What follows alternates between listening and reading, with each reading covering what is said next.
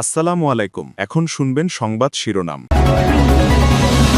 রাজনৈতিক পরিচয় না দেখে জুলাই আন্দোলনে হতাহতদের পরিবারকে পুনর্বাসনের নির্দেশ প্রধানমন্ত্রীর। আলাদা বৈঠকে বিটিভিকে জনগণের প্রচার মাধ্যম করার প্ল্যান। আহসান মনসুরকে সরিয়ে বাংলাদেশ ব্যাংকের নতুন গভর্নর মোস্তাকুর রহমান। পরিবর্তন নতুন সরকারের কর্মসূচি ও অগ্রাধিকারের অংশ বললেন অর্থমন্ত্রী।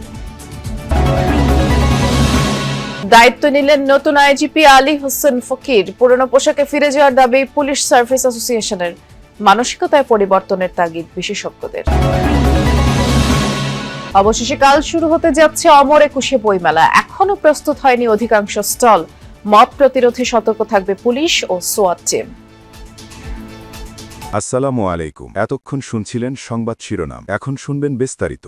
কোনো রাজনৈতিক বিবেচনা না করে জুলাই আন্দোলনের হতাহতদের পরিবারকে পুনর্বাসনের উদ্যোগ নিতে মুক্তিযুদ্ধ মন্ত্রণালয়কে নির্দেশ দিয়েছেন প্রধানমন্ত্রী তারেক রহমান।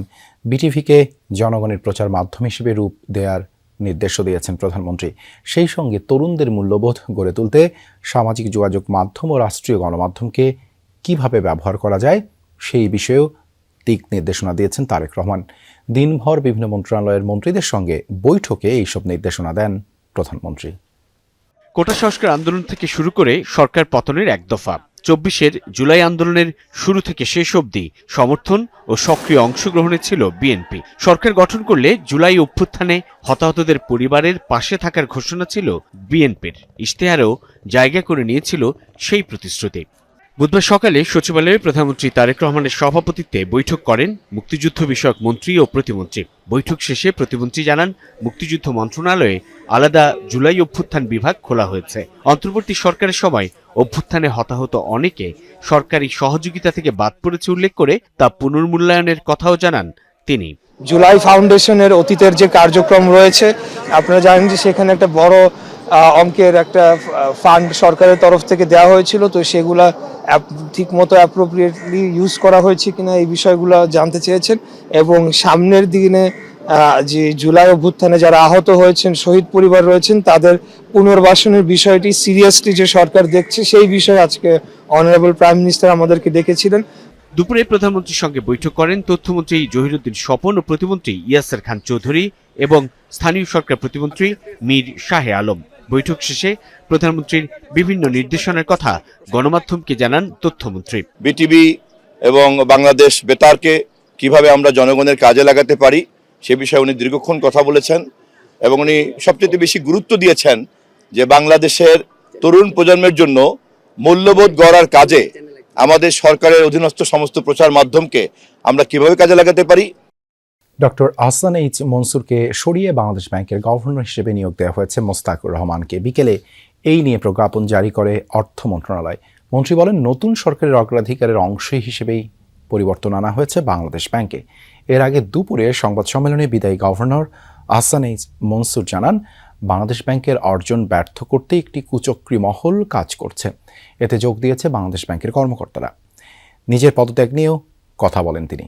নির্বাচনের পর নতুন সরকার দায়িত্ব নেওয়ার পরই আলোচনায় আসে বাংলাদেশ ব্যাংকের গভর্নরকে সরিয়ে দেওয়ার বিষয়টি। এর মধ্যেই সোমবার অর্থমন্ত্রীর সাথে সাক্ষাৎ করেন গভর্নর ডক্টর আহসান মনসুর। আলোচনা করেন ব্যাংকিং খাতের চলমান সংস্কার সহ নানা ইস্যুতে। বুধবার দুপুরে হঠাৎই খবর আসে অপসারণ করা হচ্ছে ডক্টর আহসান মনসুরকে। নতুন গভর্নর হিসেবে নিয়োগ পাচ্ছেন মোস্তাকুর রহমান। বিষয়টি জানাজানির পর নিজ কার্যালয় থেকে বেরিয়ে যান বাংলাদেশ ব্যাংকের গভর্নর আহসান মনসুর। পুলিশের পরিবর্তিত পোশাক নিয়ে বাংলাদেশ পুলিশ সার্ভিস অ্যাসোসিয়েশনের পুনর্বিবেচনার দাবিকে অযৌক্তিক মনে করছেন অপরাধ বিশেষজ্ঞরা। তারা বলছেন, ফের পুরনো পোশাকে ফিরে যেতে চাইলে নতুন করে খরচের বোঝা বাড়বে। আর পুলিশের পেশাদার সংগঠনটির দাবি, অন্তর্বর্তী সরকার যে নতুন পোশাক নির্বাচন করেছে সেখানে পুলিশ সদস্যের মতামত, গায়ের রং এবং আবহাওয়াকে উপেক্ষা করা হয়েছে। জুলাই গণ অভ্যুত্থানে পুলিশের গুলিতে একের পর এক শিক্ষার্থী ও সাধারণ মানুষের প্রাণহানির ঘটনায় ইমেজ সংকটে পড়ে পুলিশ বাহিনী।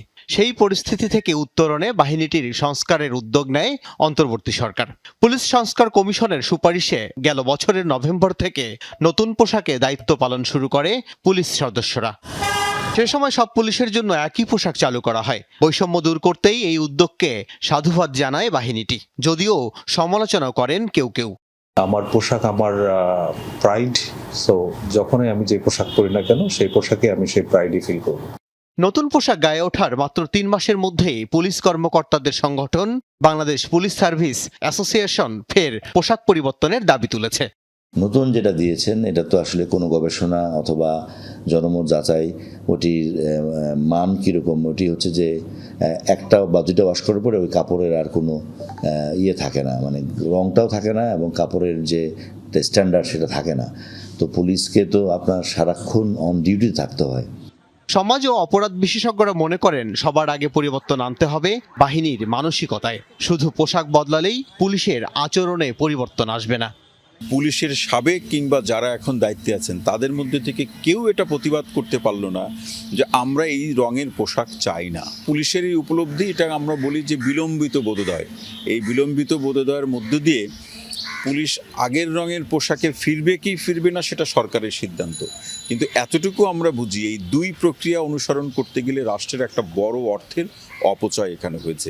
এই অপচয় বহন করার মতো আর্থিক সক্ষমতা বা সামর্থ্য রাষ্ট্র হিসাবে আমাদের নেই। গেল বছর পুলিশ বাহিনীর প্রায় 2 লাখের বেশি সদস্যদের প্রত্যেকের জন্য 3 সেট করে নতুন পোশাক, বুটস, বেল্ট এবং ক্যাপের পেছনে 150 কোটি টাকারও বেশি ব্যয় হয়েছে। কাল উৎসে বহুল প্রতীক্ষিত অমর একুশের বইমেলার পর্দা, আর মেলা নির্বিঘ্নে অনুষ্ঠানের লক্ষ্যে প্রস্তুত পুলিশ সোয়াট টিম। সকালে সোহরাওয়ার্দী উদ্যানে বইমেলা প্রাঙ্গণ পরিদর্শন করেন অতিরিক্ত পুলিশ কমিশনার মোহাম্মদ সরওয়ার। তিনি জানান, নিরাপত্তা নিশ্চিতে পুলিশ কন্ট্রোল রুম থেকে 24 ঘন্টা তদারকি করা হবে। মাঠে পর্যাপ্ত পুলিশ মোতায়েন থাকবে, সাদা পোশাকেও পুলিশের বিশেষ টিম থাকবে। সাপ্তাহিক ছুটিতে বিশেষ নিরাপত্তা ব্যবস্থা থাকবে। এছাড়া প্রায় 300 ক্লোজ সার্কিট ক্যামেরা দিয়ে পর্যবেক্ষণ করা হবে সার্বক্ষণিক। নারী শিশুদের জন্য বিশেষ নিরাপত্তা ব্যবস্থা রাখা হয়েছে। জানান, মেলা চলাকালীন দিন ও রাতে ভারী যানবাহন চলাচল করবে না ঢাকা বিশ্ববিদ্যালয় এলাকায়। টিএসসি, দোয়েল চত্বর, হাকিম চত্বরে 3টে ডাইভারশন থাকবে এবং ধর্মীয় অনুভূতিতে আঘাত করে এমন বই স্টলে আছে কিনা সে ব্যাপারে পুলিশ সতর্ক থাকবে, মবের বিষয়ে সতর্ক থাকবে। এখনো পুরোপুরি রেডি হয়নি অনেক স্টল। ডিএমপির একটা স্পেশালাইজড ট্রেনিং প্রাপ্ত টিম সহ অন্যান্য টিমগুলি সার্বক্ষণিক প্রস্তুত থাকবে। মেলা চলাকালীন সময়ে দিনে ও রাতে ঢাকা বিশ্ববিদ্যালয় এলাকায় কোনো ভারী যানবাহন প্রবেশ করবে না। নিরাপত্তা ও শৃঙ্খলার স্বার্থে বইমেলা কেন্দ্রিক কিছু ডাইভারশন ব্যবস্থা চালু থাকবে। 1971 সালের মুক্তিযুদ্ধের সময় মানবতা বিরোধী অপরাধের মামলায় বাগেরহাটের খান আকরামকে দেয়া মৃত্যুদণ্ডের বিরুদ্ধে খালাস চেয়ে করা আপিলের রায় কাল ঘোষণা করবেন আপিল বিভাগ। বুধবার প্রধান বিচারপতির নেতৃত্বাধীন আপিল বিভাগে দুপক্ষের শুনানি শেষে রায়ের দিন ঠিক করেন আপিল বিভাগ। এ মামলায় 2023 সালের 30 নভেম্বর খান আকরাম খান সহ 7 আসামিকে মৃত্যুদণ্ড দেয় ট্রাইব্যুনাল। পরে রায়ের বিরুদ্ধে আপিল করেন আকরাম খান। এ মামলায় আসামিদের বিরুদ্ধে অপহরণ, আটক, নির্যাতন, গণহত্যা, হত্যা, ধর্ষণের মতো 7টি মানব